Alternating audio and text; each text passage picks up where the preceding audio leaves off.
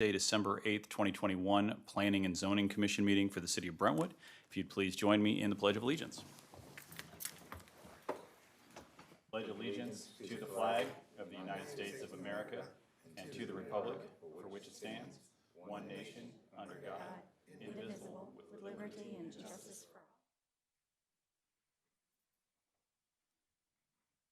all. All right. Could we have a roll call, please, Ms. Kelly? Hart Nelson, Here. Mark Favaza, Here. sorry. John Nurenberger, Here. Lisa Schwerin, Sharing, sorry. John Ritter. Here. All right. We have a quorum. Barely. We have a quorum. All right. Next item for business is approval of the agenda from October 13th. The approval of the minutes. Well, first approval of the agenda. We have any changes to the agenda? Sorry. Any? All right. All right. We, by acclamation, will approve the agenda unless there's any objections. All right. The agenda is approved. Sorry. Next, approval of the minutes. That would be from October 13th, 2021. Do we have any changes, additions? We've got a couple adjustments. On page 2, there was, it reads, Mr. Nelson said some of the comments indicated it was a policy abrasion. That should be decision, not abrasion. And then just the line below that, I believe it should say Mr. Favaza, not Mr. Favaz. Any objections other than those small edits? Any objections to approving the minutes? Then by acclamations with those changes. Seeing none. All right, minutes are approved. No old business. I see we don't have any old business. So we move on to new business. First item is P&Z 2109, application for comprehensive sign plan for Hoppin Brothers at 1002 1010 Hanley Industrial Court. Is the applicant here? And would you please come forward and present your petition, or your application, excuse me. Thank you. I think I had a chance to meet most of you via Zoom back when we had the initial plan kickoff, so nice to see all of you in person. Before diving into this, just wanted to provide a few updates and one, thank Whitney. I know, just like Lisa, your predecessor, you've been very gracious in helping me through this process. I don't really know what I'm doing going through it. Unfortunately, I've got Daniel here from InGraphics who helped us prepare for this. But I wanted to provide the board an update today because I think it's relevant to how we're thinking about this space and the signage. Since we last spoke, at the start of the year, we've either acquired or have 3 additional properties under contract here. So 1419 Strassner is now owned by us. The Board of Education accepted our LOI to be purchasing the Early Childhood Center. We hope to have a contract that they're voting on the 14th. And then we have 950 Hanley Industrial Court under contract as well, which is the building immediately to the north of the one that we're discussing the signage on here today. And the reason I share that and why I think it's relevant is we continue to have plans to make substantial investments into this area and create a unified campus theme as we continue to support and accommodate the growth of our operating business. One theme that still persists from earlier in the year is we intend to keep a lot of jobs centralized here in Brentwood as we expand our footprint now in Nashville and growing quickly, and soon to be in Knoxville, Louisville, Little Rock, and some other markets that we've identified on our near-term roadmap. But we want to keep all those jobs, which we think are high-paying and great jobs here in Brentwood. And I've shared, I think, earlier, but I think it's important to expound on what I mean by the type of jobs that we're creating. For our customer experience team, these are jobs where we pay 100% of health insurance for families and their entire, for employees and their entire families. 8% 401k match, just benefits that we think are awesome and that we're proud to be able to offer to our team and to do it for our team here in Brentwood. So this signage, and in particular, the themes that you see here, it's symbols that reflect the trade work that we do. So plumbing, heating, cooling, electrical, things that we're really proud of, and things that we're trying to generate interest in, both from an employment perspective and just as a career pathing opportunity for folks in our community who are looking for high-paying, great benefit jobs. So the purchase of the school and some of these adjacent properties, there's also in our concept, in our roadmap, is to create a learning institution around the trades. And that's why, quite literally, we bought the school and even recently hired Director of L&D, who spent 11 years for Teach for America. Hussman Corporation's Chief Human Resource Officer joined our team, leading a lot of these initiatives to redevelop this L&D function here in Brentwood. and think through what that will look like. So the signage in particular is sort of a unifying theme as we think about continuing to invest in these buildings and pull them together in a way where where there's consistency in image and presentation and feel. And the signage is something that I would like to extend those logos on different parts of the building as we continue to expand the footprint that we occupy there in the industrial park. And last thing I'll say before I pause and invite any questions is I think we did share renderings from Fox Architects on the last approval where we outlined where we had some design concepts that we're considering even for the possible connection of that 1025 and 1001 building to renovate the entire facade, unify it in a way that's consistent with what we're doing right now at 1010. So with that, I'll pause and invite any questions or comments. I think we'll go to staff report, and then if we could go in questions from the board, if that's all right. Staff report, please. I have just a basic PowerPoint I will share.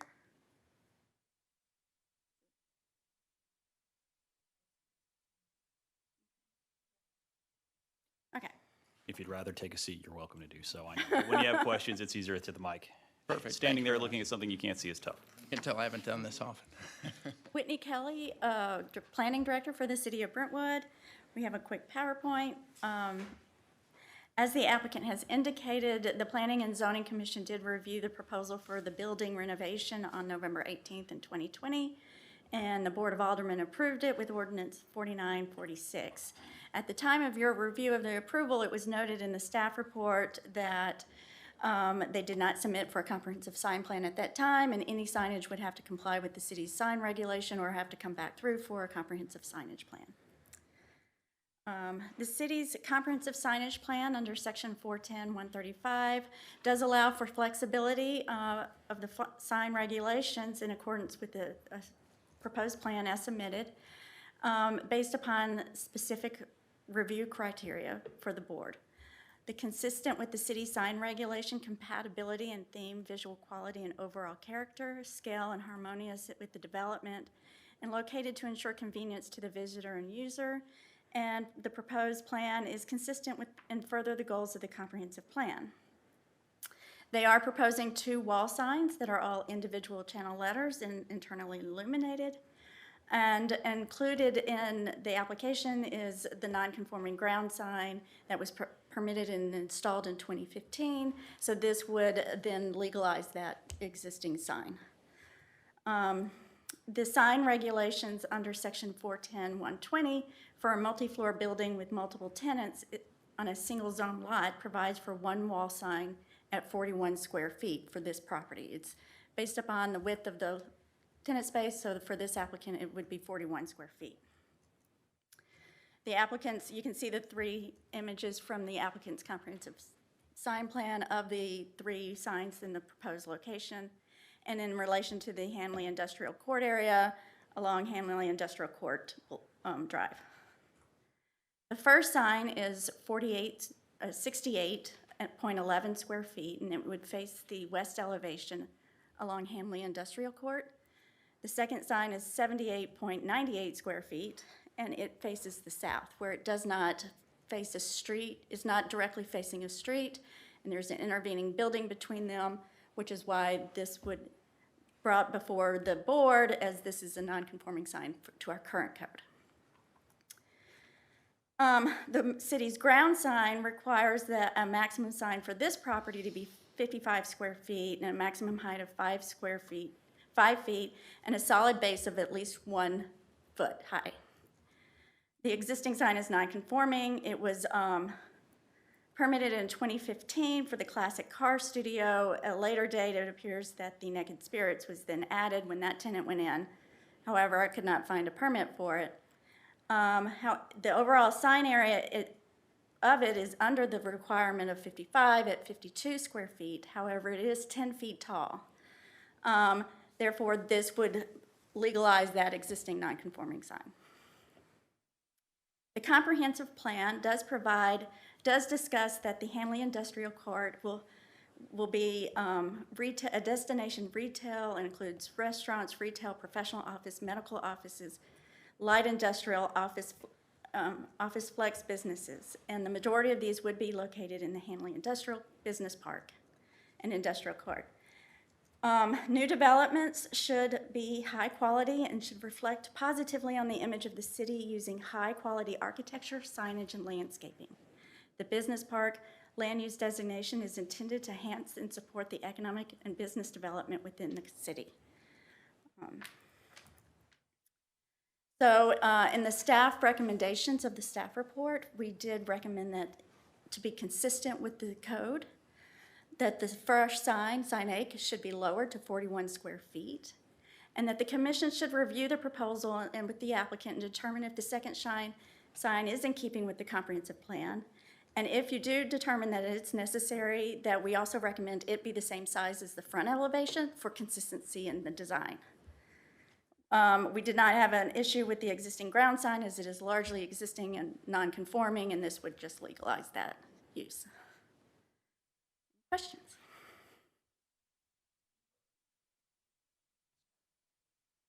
That going. Any questions for staff? So the sign with the three or the four circles showing the trades, Yes. that's just a single sign. It's not just, or is Sorry. it four separate circles? Four individual circles, okay.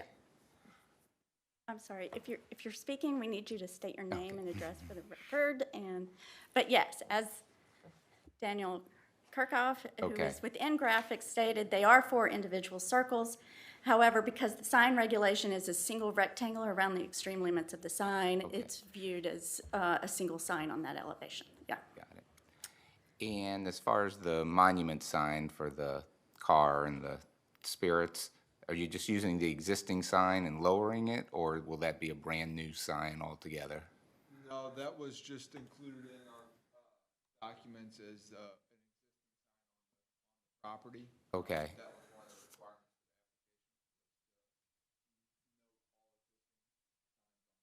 okay, so it's nothing's happening with that, okay. That was, Let me ask then, I mean, are those tenants still there, and are you planning on using that sign, or is it something that could be eliminated? They are still there. One thing I spoke about with Noah Alexander owns Classic Car Studios. One, just like the rest of you, I care tremendously about the aesthetics and how this area looks, now owning about 216,000 square feet back there. So I don't want to do anything that detracts from the visual appeal of all of these properties. So I've even spoken with Noah, and I have a willingness to invest in signage that is consistent with the quality and feel of what we're trying to put out there with these properties. I'm not thrilled about that sign. It's just not part of this particular submission, but we've spoken with Noah about upgrading, professionalizing, increasing the visual aesthetics of that sign. Let me ask then, just to staff's report of why the size for the signs A and B. Again, I will say I like the look of them. I think they look great. I think they do add to the value, but we have the sign regulations. Part of it becomes a fairness of the fact of, you're going to be with other businesses that would want to come in. We want to make sure there's some consistencies there. So why the sizes that you proposed tonight? Sure. So I think one thing, the limit, I can't recall exactly the way in which it's calculated. The frontage of that building is narrow, but it is about, after this addition, will be about 60,000 square feet, which is quite large in total, even though the frontage is somewhat narrow. We just thought aesthetically that that size just made the most sense visually when we were designing and looking at it. There's really wasn't a science behind it other than to say we think that the visual look at this size is compelling and nice for us. And I will note, besides Lutheran Senior Services immediately to our south, every other property surrounding that and within eyeshot is our property on that whole street. So you hit my next question, which is going to be, what is your neighbor to the south? Are they here? Have they provided any information? Because obviously you're going to have the various industry signs that are going to be facing them. And I guess I would say if my office window was right across from that might have some concerns. So any input from them or anything that you may have had discussions with Lutheran? We have a great relationship with them. We have not talked specifically about this. The parking lot in the rear of their building, what overlooks that is all the offices are along the front side. So the back is rear parking, rear entry. I don't even know if there's windows that face out into the parking lot. So I don't think that the concern explicitly that you raised around looking out a window and seeing that signage, I don't think that concern exists. But I'm sure I could call Chad Sneed or any of the leaders over there and give them a ring and talk about this. And I don't envision any resistance, but I have not spoken with them. One last question for staff. Understanding the frontage calculation, so that's based on existing building, not with any proposed renovation remodels, and is that my understanding, is that correct? Correct. It's on the building, it's based actually, if you look on page, Staff report page? staff report page 3, the width of the building included the entire width of the building with the as-shown addition as part of the architectural elevation. And I will also add to the question of hearing comments, we did send out a public notice for this meeting, and I have not received any public comments. So that's figure 5, I believe, is what you're talking about there Yes. from the staff report? Yes. Okay, 164 feet. Gotcha. Yeah. Okay, thank you very much. Any other questions? Sorry. Whoop. Please, Lisa. I guess my question is, you alluded to the fact that you have an intent to use the early childhood and school district headquarters building, and you have a lot of property in this area. So I guess my question would be, is your plan to have signage that's this prominent on every building that you own, or is how does that work with your view for your campus? Yep. Great question. And we recently had Whitney, along with Mayor David Dimmitt and other folks, out to our office to walk around, our aldermen and alderwoman, to walk around our space and talk through sort of some of the intended uses. I very much want to collaborate with Whitney and Brentwood in the city to make sure what we're doing is consistent with a comprehensive plan and sort of creating the feel that we all together want to create back in that park. So I'm not married, if you will, to any ideas around signage, and I certainly don't want things that are in your face and over the top.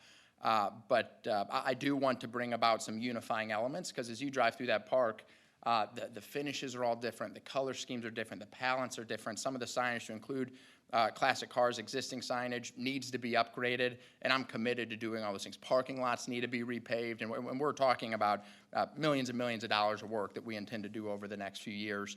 The Early Childhood Center is, and this is all public, there's a 2-year lease back in our LOI to them, so they will have that space for 2 years, after which time we would be exploring alternatives around unification, cohesion, signage.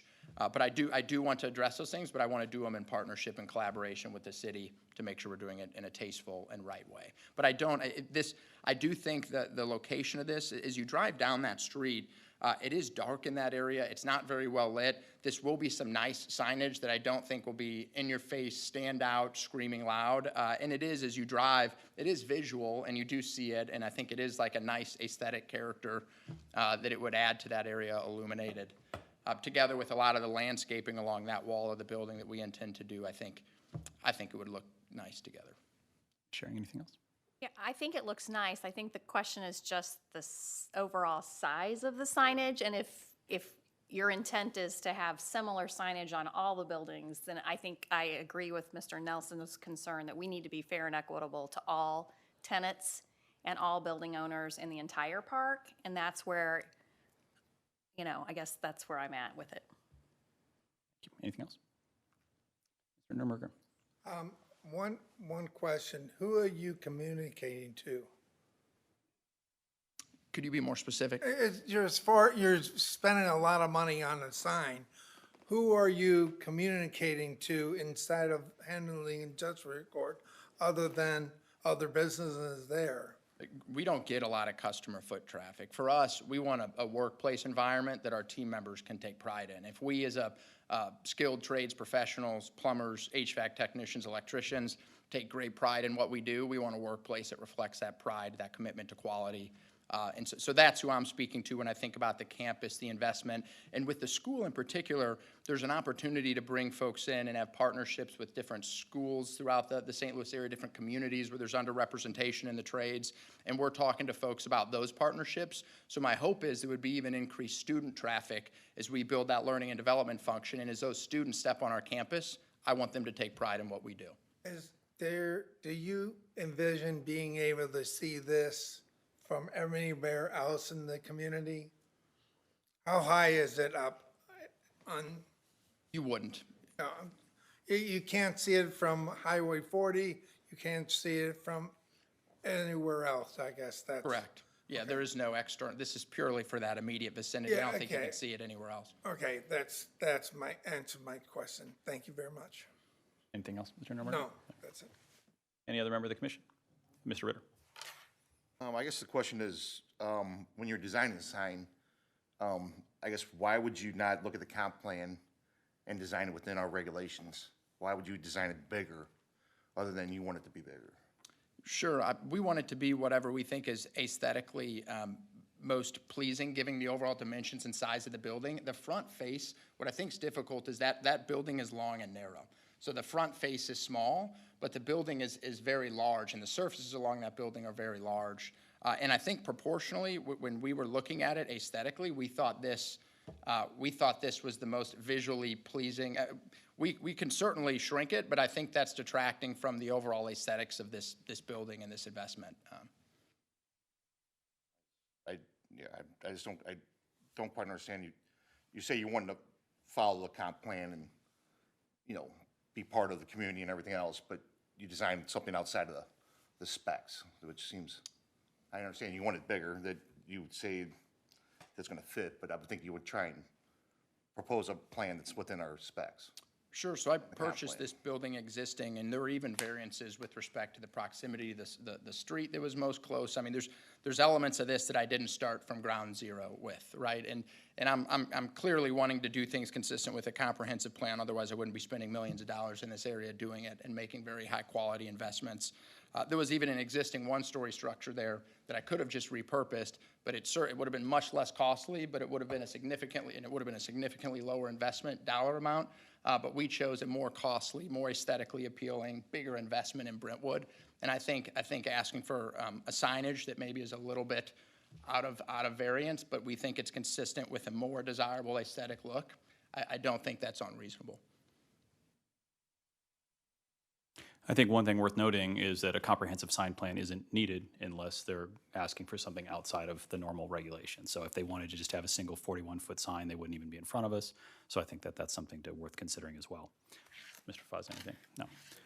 And I think that anything else, sorry, from the applicant, we do want to hear if there's any members of the public wishing to address us on this case. I don't know if we have anyone online.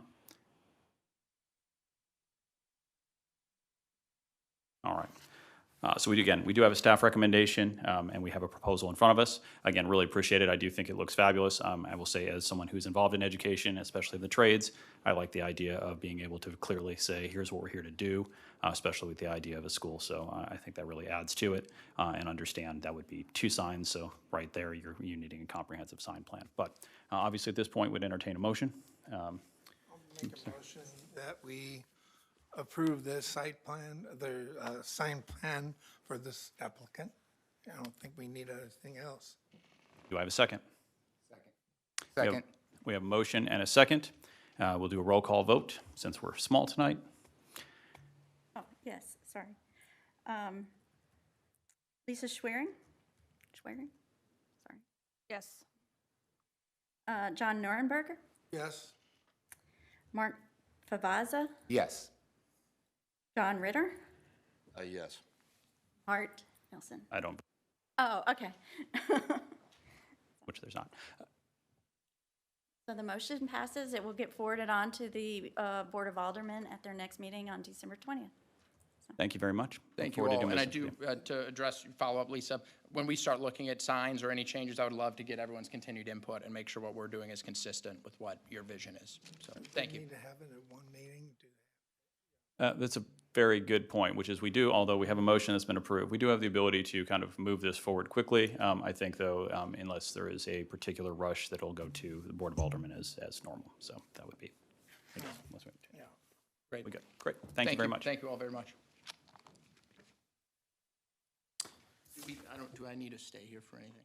No, you don't. Thank you all. You are welcome to observe Call local tomorrow government in and action discuss. if you would like to do so. Thank you very much. And we appreciate your continued commitment to Brentwood. Absolutely. All right, moving on to our next order of new business. This is Planning and Zoning 21-10. The application to merge the city's Architectural Review Board with the Planning and Zoning Commission. I don't believe we have obviously a petitioner, an applicant in this case, so we'll go directly to staff report, if you would. Yes, just a second. Whitney Kelly on behalf of the city of Brentwood. We have had shortages of people on the Planning and Zoning Commission as well on the Architectural Review Board. And in order to be more, to facilitate a more uniform design on both commercial and residential, we felt that it was important to go ahead and just merge the two. And so the text amendment is to do so. When there would be a delay between the two to allow existing applications to move forward, but then we would ask that the members of the Architectural Review Board join the Planning and Zoning Commission, and we would have those two discussions, P and Z, and at this meeting, and then we could provide guidance on commercial as well as residential projects.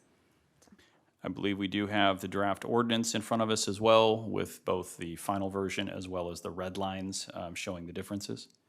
Yes. And I know that we have not quite some members of the public, but some members here to address us, and I want to hear from them. Just a couple comments before we do, if I could.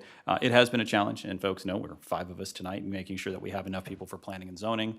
The Architectural Review Board has particular specialties and some expertise that I will certainly admit I do not have, and I don't believe any member of this commission has, which we recognize, but it's also a challenge making sure we have enough qualified architects on that board. I believe the intent of this, from my understanding, was to make sure that we were able to do the business of the city and make sure that we were able to do this business with having enough folks here, having quorum, having these discussions and having them in the public, but also making sure we had the proper expertise on both this commission as well as the ARB. So I think that was a big part of what we're trying to, or what has been put in front of us here and what the city has put forward. So any other comments from staff, in which if not, I will turn it over to the members of the quasi-public for your input. And I have nothing further, but we do have 2 of the members of the Architectural Review Board that are here to provide comments and their thoughts as well. Gentlemen, please. My name is Matthew Foreman. I'm the president or chairman, whatever, Architectural Review Board. I've been on that board, I'm actually not sure, 12, 15, 17 years. Currently, we have 3 members. Carlin, I think secretary of the Architecture Review Board. All members of the ARB by ordinance are licensed architects. We're looking at that with Whitney as well, because we'd like to expand that to retired architects. So there's a few other things in the mill.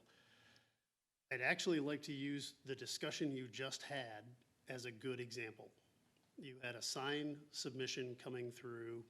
No one in, I mean, we deal with signs, but we're not sign experts. There was an ordinance that everyone here was able to go back to and tie the conversation to quantifiable metrics of approve, not approve, special judgments, et cetera. Unfortunately, the Architectural Review Board, Brentwood, does not have a design ordinance at all. So one of the reasons that we've hung on to having only registered architects is because we're by default required to use our professional judgment when submissions come in, because there is nothing to codify. We would love to see something to codify. I think a design ordinance that is reached as an agreement, Board of Aldermen, P&Z, architecture, staff, that if we have a design ordinance that gives everybody the rules of the road that says, here is your guideline, you have to meet this. It gives Whitney much better control over rejecting submittals. In all honesty, I'm going into this deep dive because I think if you guys had to sit through what we sit through, you wouldn't be happy. We deal with some submissions, and staff has been improving, changing. Whitney's an upgrade. For a while, we were getting submissions that if we're left to us, we would have rejected them. They would never have come across the table. We'd like to help with that to get the submissions upgraded.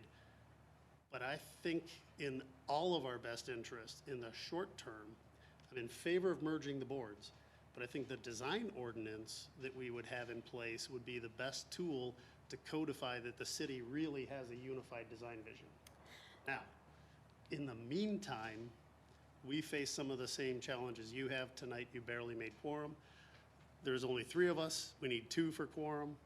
Although in the last 15-ish years, we've really only had to call off a handful of meetings where we didn't have quorum. Give the city time to get the design ordinance in play, and I found out Monday that it was removed from the budget for 2022. So we don't have an RFP currently on the table for a design ordinance.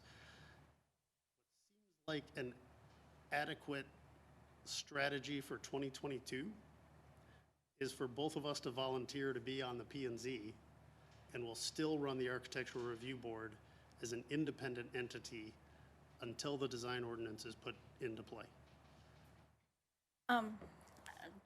Couple things. I will note that it is in the proposed ordinance to that point. Again, budget is also a key piece, but it is in the proposed ordinance to adopt guidelines and recommended standards for design and construction of the building of the city of Brentwood. So that is part of the modification. One thing I will also note, just as thinking about it myself, it does add to the length and complexity of these meetings. However, I would also note that we are one of the few, if only, paid planning and zoning commissions in the region. We get paid for this. Most places do not. It is strictly voluntary. We don't get paid a lot, obviously, but we get paid for it. And I will note that our meetings are generally not of extremely length. So just something to note, but wanted to note that. Just to follow up on the comments, the idea is that while having the ARB and the P&Z together, that we would then be able to develop the design guidelines as one entity and be adopted as part of the planning and as a component of the comprehensive plan and in and of itself, instead of presenting them at 2 different boards. And it is to be more efficient in the overall design or review of projects before the city. It is currently out of the budget, but there are options that we're talking about bringing it back in, and therefore it's not completely out of the question for the year, but if there was discussion that if we get additional ARPA funds, that we can add that back in at a later date. I know the board is very interested in having us present design guidelines or get that going. I've also, in discussions and attending the Architectural Review Board meetings, they have certain criteria that they've looked at before, and as part of the staff report that it would get presented within the agenda item, I would hopefully be able to capture what their comments had been in the past, so as part of those, as a discussion that this board would be able to take on. And I'm sure, as they are the architects, if you have specific architecture questions, they would be happy to help guide some of that discussion as well. We've offered for years to help with the commercial stuff, and no one's ever come taking us up on it, but. Yeah. I haven't been sitting in this chair very long. Well, the offer is standing regardless of whatever happens tonight. Are we still in comments, or are we? Please. So, I mean, I agree with everything Matt said, and I think he said it well. I'd just like to add, I think my own personal concern would be that we, in the interest of fixing one thing, don't break something else, right? So, you know, the reviews that you have been performing, you know, here, you know, have been working as they work. Ours have also been working quite well for many years. I agree with some of the challenges, but I don't want to lose the quality of either one of those things by merging it prematurely, frankly. So I think, you know, I feel very strongly, we've talked about it, I feel very strongly that the design ordinance should be in place before we merge these boards. I think it would help us to codify things. And by the way, I don't know how many of you, I don't know your backgrounds, but we've been on both sides of the table, right? So I've presented 2 ARBs, I presented 2 planning and zoning, and I've been on the other side, right? So I have a sense of how it works, you know? So my feelings in this are informed by experience, not just anything else, right? So I know, for instance, Clayton, years ago, I haven't done it in a while, but they had a merged system, right? So they had planning and zoning, they had Board of Aldermen, frankly, and the mayor would even attend, and our ARB all in one meeting, right? But those were much different affairs, right? You know, and I think, you know, Whitney has to be empowered with this design ordinance to be able to get those meetings to work, right? And you know, what are we talking about with a design ordinance, right? So again, Clayton, 70% masonry on the front, you know, 50% masonry on the sides, et cetera, right? They have other just zoning regulations which are more stringent than ours here, right? We don't even have an FAR requirement. You know, there's no floor area ratio requirement. Floor area ratio, right? House to site. It's a big deal, right? You know, so I think I would rather see those things fixed ahead of changing the way things are running, because we've been able, and I believe you probably have in your own quorum here, to keep, tabs on these things and to actually make it work, right? I don't want to merge the boards prematurely and then see the meetings get out of hand or see us like lose the ability to track these things. And so, Or frankly, for you guys to get bored while we talk about window trim that could be put in an ordinance that you could. You don't know how much I like talking about window trim, though. Yeah. Well, just two quick questions, and I do want to turn it over for other questions as well, which is, what's the time frame that a design ordinance would take, or your estimation that it would take? And then to staff, what was the proposed budget for Never this? issued an RFP for something like that. I'm gonna lean on Whitney. It would generally take about a year. We'd have to have time to issue the RFP, turn around for proposals, public meetings to discuss the particular design standards that the city wishes to enforce, look at both residential and commercial. And that's why we felt like we need to move this forward now so that we can keep projects under review, we can get commercial review per designs, and work towards the design guidelines for ultimate adoption. And what was the budget that was, initial budget estimate? $100,000. Thank you. I don't really have any questions, but I would like to offer some supporting comments. I think a design ordinance is long overdue. I live in a section of Brentwood where there has been a ton of new construction. Some of it has been decent quality, some of it has been subpar quality, quite frankly. And I know it's caused a lot of controversial in my particular neighborhood within Brentwood, and I think a lot of the citizens would appreciate having a design ordinance in place.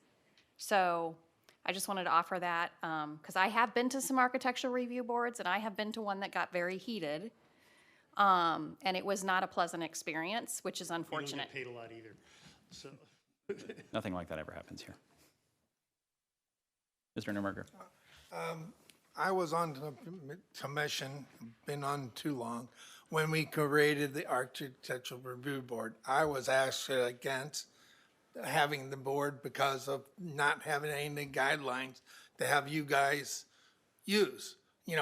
They said we're going to be all architects or whatever, so each architects have their own vision of certain things or whatever. They don't always agree. So it's like, so I was against it then. I voted against it then. I was overruled or whatever, and they created this board. So before that, it was under P and Z to handle if there's any issues or whatever. We didn't have, I don't think there was many like home building kind of proposal put in front of us at that time or whatever. But it's like, I think merging the two back together would be the best thing to have happen. And I'm fine with sitting around and listening to you guys argue about stuff. You guys have the experience. You just have to convince us to vote for you. That sort of thing. So I'm for this ordinance and combining the two, and I think we should do it right away. I'm waiting a year and a half or more, because that process is going to go on because people are not going to be happy with brick. They're not going to be happy with siding. Nobody's going to be happy. It's a tough thing to sell to people, I think. So that's my thoughts. Thank you. Please.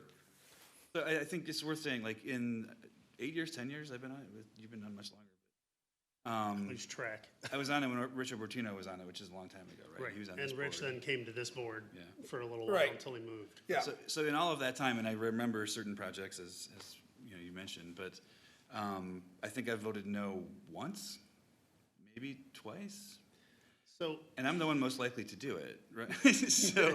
So my point is, like, we've successfully negotiated a lot of these challenging issues that you raise, right? So we don't have the design ordinance to work from, but we do have our professional experience. By the way, I'm for getting an ordinance or a design ordinance in place. I'm just saying I voted against it to create the ARB because we didn't have that set up before that. Yeah. So I thought it was during the horse before the cart or whatever, create an ARB without a design ordinance, that made it up. You guys had the control, I guess. and exactly what you're saying with the brick, exactly what, I'm gonna guess you live near Madge. Oh, I know the exact house. So, you know, Yeah, yeah, yeah. and we reviewed the house you live in when the Joneses built it. I reviewed Mr. Ritter's house when he was doing his house. You know, there's a secret that people don't know. When a builder comes in and does a tear down and comes in with a new home, 1% of the houses in the United States are actually designed by architects. All the rest of them, they're buying out of a catalog. And then they're gonna build it as many times as they can because they've already paid for the plans. So they're bringing the same house that they're gonna put out in Wildwood or Chesterfield into Brentwood on our little 50-foot wide lots with a garage in front, and they're trying to shoehorn them in. Because we don't have the design ordinance, we spend a lot of time pushing back on developers, literally negotiating. Can you push the house back another 5 feet? Can you push the garage in? Can you pull the porch out? You know, lots of porch conversations on Madge. We would love to see the ordinance to go with that. If you all have the patience to put up with us doing that, and some of our meetings I don't know how long theirs go. Are our meetings longer than theirs? A little bit. I mean, the previous meeting had 5 applications, so it did go like 2 hours. The one before that was 2, so it was relatively quick. In building So- season, we could get 9, Yeah. you know, like when it comes around for spring. The right? worst You know, was when we so- got all 10 of those new developments on Litzinger at once. That was a marathon. So, I mean, I'm repeating myself. My main concern is that I don't want to merge the boards and then make our job harder or make it less effective, in which case it's a mistake, you know, so. I think those are fair points. Appreciate it. Thanks to both of you for being here. In the meantime, with the concern over the timing of the implementation of the ordinance, we're still volunteering to be on P and Z, so you have less trouble with quorum. We still have the same problem with quorum, but honestly, we've been doing that for 15 years. So As an interim step is what we were suggesting. Appreciate it. Thank you both. Really appreciate it. Any other comments from members of the commission? Just to make sure I'm clear on what we're being asked to do again is review of the ordinance changes. Obviously, this is the Board of Aldermen's decision, not ours, but basically to put forward a recommendation as we do for anything else. Correct. So again, in this case, again, we've had a ordinance presented to us with the change. And just a reminder, that ordinance is to merge planning and zoning and ARB. We would run these meetings concurrently. My understanding would be that the members of the ARB would roll in because we would definitely need their expertise. But before any of that can move, we need a motion. Sorry, any other discussion? Just Sure, Mr. Nurmerger. a point of, it would, do they have to do something to get rid of ARB? Do you have to make a motion to do that as well, or I'm not sure how that would work. So this ordinance actually does that. So this ordinance basically says the members of planning and zoning will constitute the ARB. So what will have to happen is if this ordinance passes the Board of Aldermen, then these gentlemen then would be appointed to P and Z and then sit as members of the Planning and Zoning Commission. And I actually advise the City of Clayton Plan Commission and ARB, we have it in one single meeting, and it's designated. So is the body looking at this from an ARB perspective, or are they looking at this from like a site plan commission perspective? And a lot of those issues sometimes are blurred. So it does actually work really well having the same commission take a look at all of those issues. But that's how it would work. This ordinance would effectively do away with the Architectural Review Board as it sits today. It would create just the members of planning and zoning and designate them as also the architectural review members. And then these gentlemen would be appointed by the Board of Aldermen to P and Z. I would also like to add that with the Architectural Review Board and P&Z as one entity, we would be able to document any zoning issues that have arisen as part of the Architectural Review Board discussion. I could get that part of review. We would have more of that discussion as well. We recently had a house that it went to ARB, it never showed the air conditioning on the side of the building within the setback. It was built. with the AC unit within the setback, and we've been fighting to get them to move it because they did not have the permit for that, and we would be able to catch some of these things prior to it going for permit review. I also wanted to note that the staff report did say a public hearing is tentatively scheduled for the Board of Aldermen on December 20th. Any text amendment does require 15 days notice prior to the public hearing in a local newspaper. So that did not get noticed in time, so it's going to be moved to, if you pass it tonight, the earliest it can occur at the Board of Aldermen is January 4th. So. Mr. Favazza, yes. Yes, so if we do pass it, they're, like they said, before they dissolve the ARB, they'd like to get the, what do you call it, the guidelines in place, the building code in place. So if we pass it, there's no timeline on when. Well, this ordinance, the concept of this ordinance combines the ARB with the P and Z. Okay, And as one entity, we would work towards developing the design guidelines at a later date. okay, There is a delay within the ordinance to allow for those applications that have already submitted or are planning to submit for the December and January meetings. So they're not missing a meeting because of the noticing requirement. Because we send out notices for those as well. but like they suggested, they would still kind of be doing their ARB thing independently until. With this ordinance, it would just be like a month delay. Okay, that was my question. And then they would join here, is how it's currently written. And then together, we would develop the design guidelines, once we get adequate funding to move forward with that. Okay. Any other questions? Do I have a motion? Moved by Mr. Neuberger. Would like to, I think we should combine the two commissions, and I don't know which, there's one with the text amendment, that was changes, you want to approve that one, I guess. As submitted Yes. by, with the board, Yes, with the staff recommendation. Yes, exactly. Have a motion? Do I have a second? Second? Second by Mr. Favazza. Roll call vote, please.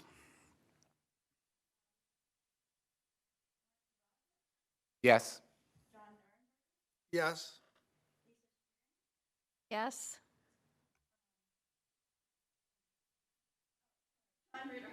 Yes.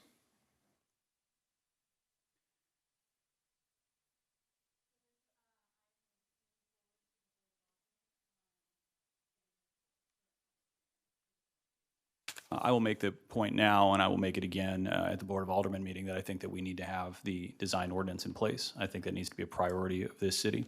And I hope that the Planning and Zoning Commission will support us on working with our aldermen and encouraging our aldermen not only to make that a priority, but to put the budget back into place. It's obviously long overdue, and so we will need to make that happen. Gentlemen, I appreciate your input tonight. Really hope that we can count on you in being part of this commission. We need you. It will not be successful without you. I hope that that is clear, and it needs to be. And I appreciate your points that we don't want to fix something that isn't broken. I agree with you, and the only way this is going to work is if you're part of this. So I look forward to hopefully having the opportunity to work with you, and hope that you will be quickly appointed and that you will accept that nomination, or that appointment. So thank you both very much. All right. I see aldermanic report. I see no alderman. City planners report.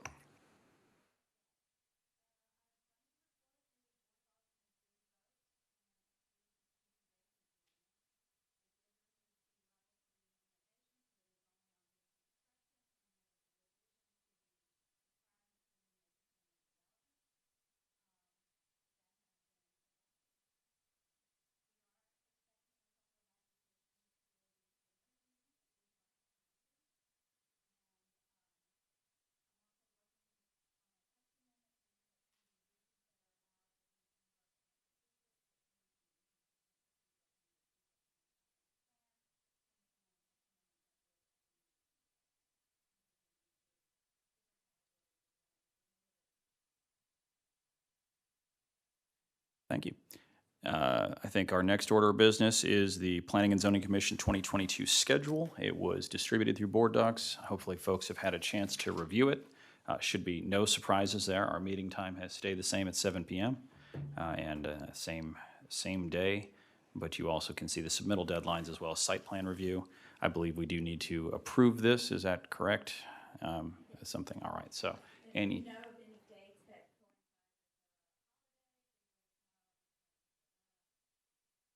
Nothing jumps out. Any concerns or objections? If not, any objection to approving the 2022 schedule by acclamation? Schedule is approved, all right. Any other business from any member of the commission? Do I have a motion to adjourn? Moved, sorry. We missed?